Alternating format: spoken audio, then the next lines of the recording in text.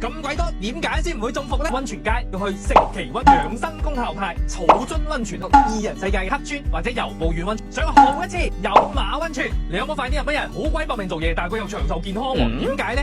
我問過佢哋話適當咁要同人生撳個暫停掣，呢個暫停掣就係溫泉溫泉。所以我喺日本做嘢嗰陣，一有長假就同全家一齊去浸溫泉叉電，一年四季都咁正。但係日本嘅溫泉咁鬼多，點解先唔會中伏呢？嗱，呢條片你又要擘低啦。想打卡出片靚壓拉拉，就要去銀山溫泉，冬天木屋仔入回遊得就好似拍戲咁靚。如果你係第一次去，唔想煩就去箱根，嚟東京最近，即日來回都得。而且嗰度咩湯都有得你揀，想蒲啲玩秘境，咁你就一定要去秋田嘅乳頭溫泉鄉，茅屋金銀大白色嘅戶外雪見野湯，呢啲先叫氛圍感。想體驗真正嘅溫泉街，咁你就要去成崎溫泉啦。將自件浴衣踢住對木屐，一條街浸晒7個唔同嘅外湯，咁樣先夠 free。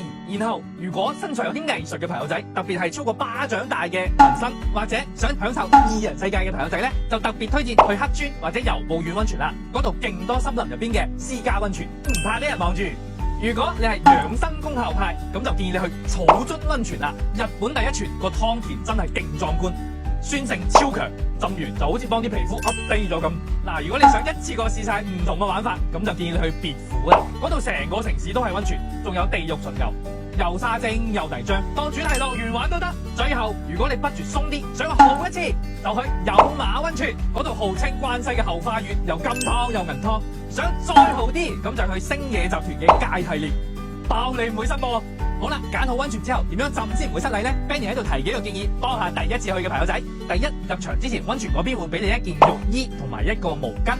咁浴衣呢，一定係左邊搭右邊咁樣計起嚟，先係大吉大利嘅。然後另外嗰條方巾你就要注意啦，千祈唔好喺溫泉入邊又浸又擰，都係唔禮貌嘅。佢淨係俾你喺入邊放喺頭頂托住，千祈唔好喺水入邊。第二，一定要先沖涼，就係坐喺嗰啲矮嘅凳仔嗰度，從頭到腳都洗乾淨啦，然之後先入池。第三，唔好着泳衣。女性朋友仔如果長頭髮嘅話，就一定要紮起嚟。然後手機、浴袍同埋大毛巾都唔好攞去溫泉區。第四，事前飲多啲水先去浸，慢慢浸，浸一陣就要上嚟唞一下。飲過酒就一定唔可以去浸。最後祝大家揾到最啱自己嘅溫泉，浸得舒服又得體，俾人生叉把電。